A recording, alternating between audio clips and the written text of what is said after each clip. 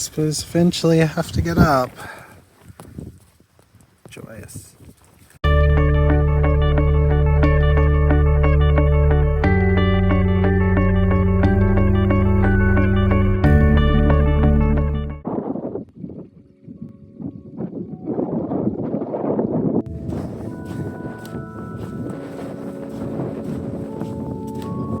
Okay, day 2, and I had my first stack straight into a river, or rather very muddy ground. Almost twisted my ankle. James would love that.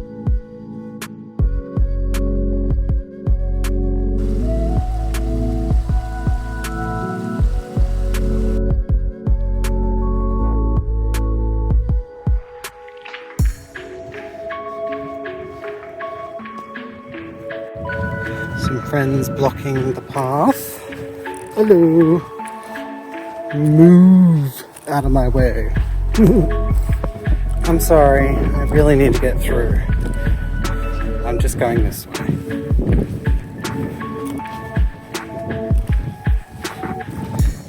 Thank you. At least I won't go hungry. I've had like 12 already.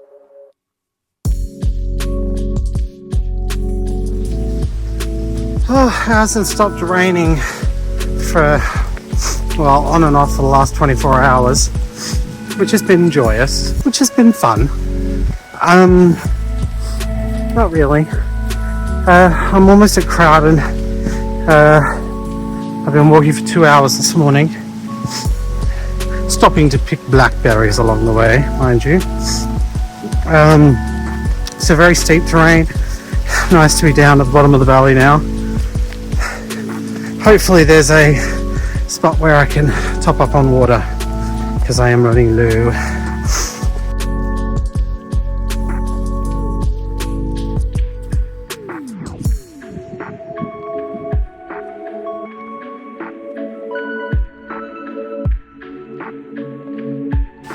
Couple of kilometers out of Colden, and I think I've got about 17 or 18 kilometers left until I get to Stand Edge. And then hopefully I can get a taxi or a bus to my hotel, which is a pub. Oh, you can bet I'm going to have a couple of ciders or ginger beers. God, if they don't have that, I might even have a beer. It's a lot. It's hard to compare it to the Bleaklow track, but because of the weather, it feels harder. If it wasn't raining and I didn't have all my shit with me, I think it would feel a bit easier, but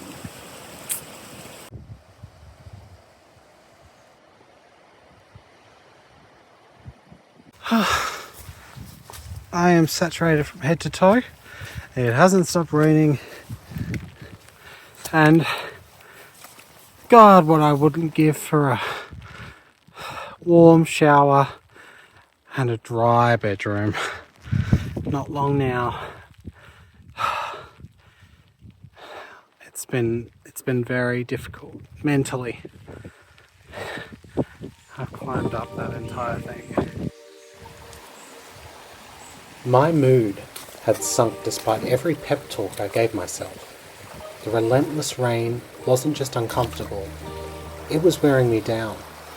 I had expected wet weather, of course, but the constant, unyielding barrage left me doubting whether I had the strength to see this hike through. They should call this the Pennine Creek. I'm pretty much just walking in water.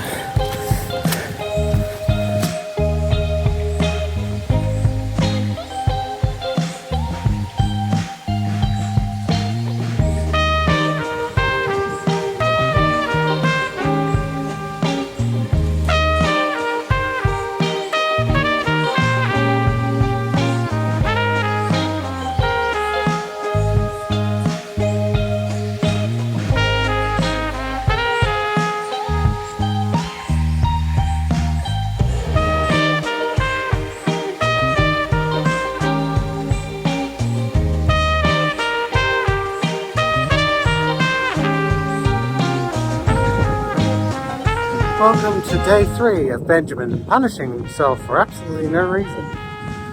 Hebden Bridge today. God, I hope it doesn't rain. This morning I had a wonderful full English breakfast with black pudding. I don't think I've ever tried it before. It wasn't as horrible as I thought it would be. But hopefully the breakfast keeps me in good stead for today. I realised that yesterday I didn't really eat a substantial meal until dinner time, which might have been why I was feeling kind of out of it. Anyway, lessons learned.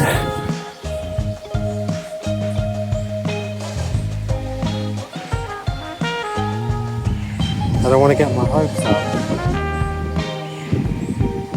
But is that a cafe?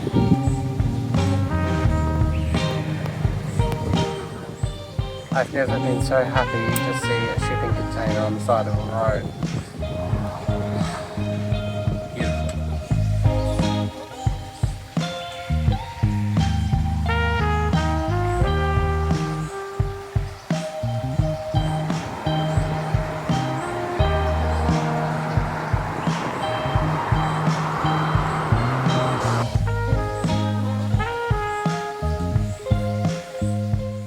By day 3, my spirits had lifted.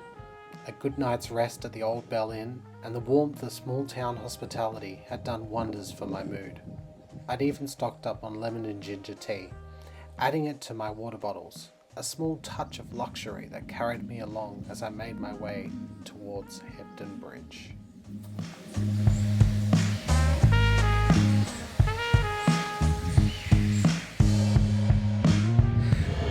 This looks like the perfect camping site with guardian sheep. Another pub. Just leaving the pub behind me after 1.5 pints of blackberry cider. It was delicious, but now I'm a little bit tipsy, and that's what you want in the middle of the day during a hike. I also had a lamb burger with feta. Yeah, it was good.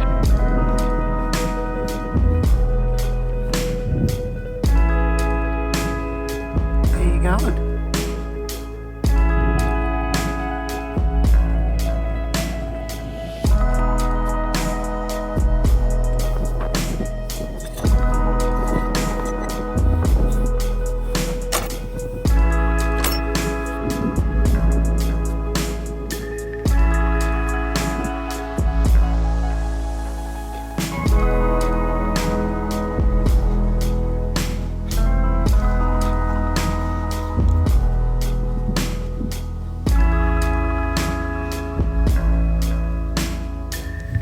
To walk past you. Is that okay? You okay with that? Hey? Thank you.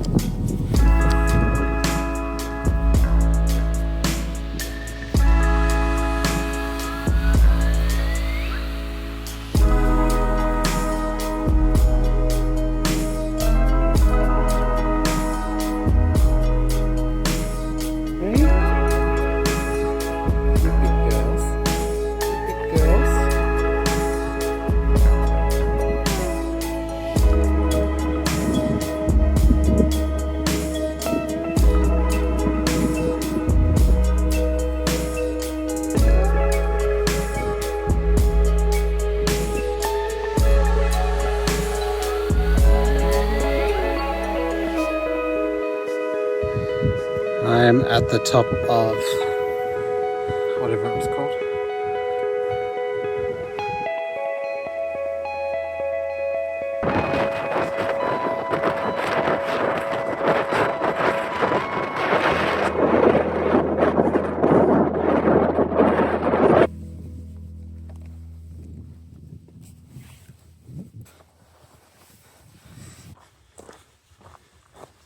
Once the wind had chased away the sluggish haze of my boozy lunch, I found myself descending into Hebden Bridge, which felt like stepping into a steaming bowl of soup. The heavy humidity clung to me, and the final climb of the day, up to Colden where I'd camped for the night, pressed down harder than I expected. I don't know if you can see, but I am sweating like a bitch. I have no idea why, except for the fact that I climbed a very steep hill.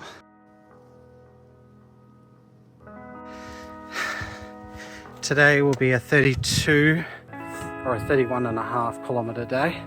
I've done 30.5, so just a kilometre or half a mile, the sign said, to go. I'm rooted just to see that monument in the background. That's where I was hours ago now. A lifetime ago!